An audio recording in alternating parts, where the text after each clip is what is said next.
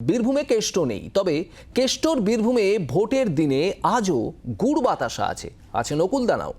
ভোটের বীরভূমে অনুব্রতর দাওয়াইতেই আস্থা তৃণমূল কংগ্রেসের। ফাঁকা বাড়ি, ফাঁকা পার্টি অফিসও। সোমবার লোকসভা ভোটে গত কয়েক বছরের চেনা ছবিটা একেবারে উধাও বোলপুরের নিচু পট্টিতে।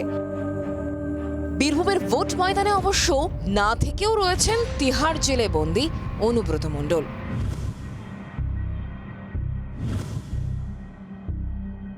গত বছর অনুব্রতকে ছাড়াই পঞ্চায়েত ভোট হয়েছে, এবছর অনুব্রতহীন লোকসভা ভোট দেখছে বীরভূম। তবুও ভোটের বীরভূমে কেষ্টর গুড় বাতাসা নকুলদানা দাওয়াইতেই আস্থা রেখেছে তৃণমূল।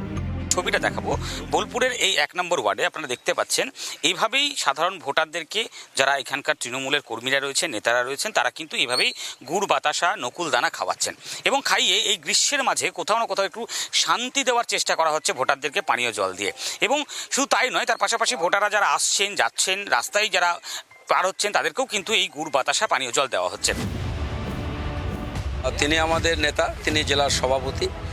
অনুব্রত মণ্ডল নেই, কিন্তু আমাদের হৃদয়ে অনুব্রত মণ্ডল আছে। অনুব্রত মণ্ডলের ছবি দিয়েই আজ বীরভূম জেলার ভোট, সেটা কেউ অস্বীকার করতে পারবেন। আপনারা দেখেছেন মুখ্যমন্ত্রী যিনি রয়েছেন, বারবার আমাদের দাদার নাম অনুব্রত মণ্ডলের নাম এসছে। অতএব আমরা অনুব্রত মণ্ডলের শিষ্য, অনুব্রত মণ্ডলের নিদানই এই এলাকায় থাকবে।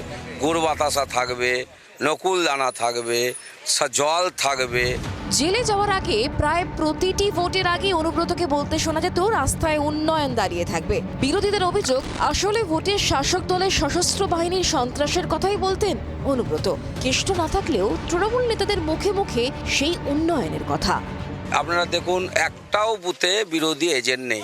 এত উন্নয়ন পড়েছে, বিরোধী এজেন্ট একটাও বসেনি। 2-1টা এজেন্ট বসেছে, সন্ধ্যের পর তাদের উন্নয়ন যাবে, তারাও আর বিরোধী থাকবে না, উন্নয়নে সামিল হয়ে তৃণমূল কংগ্রেসের দিকে চলে আসবে।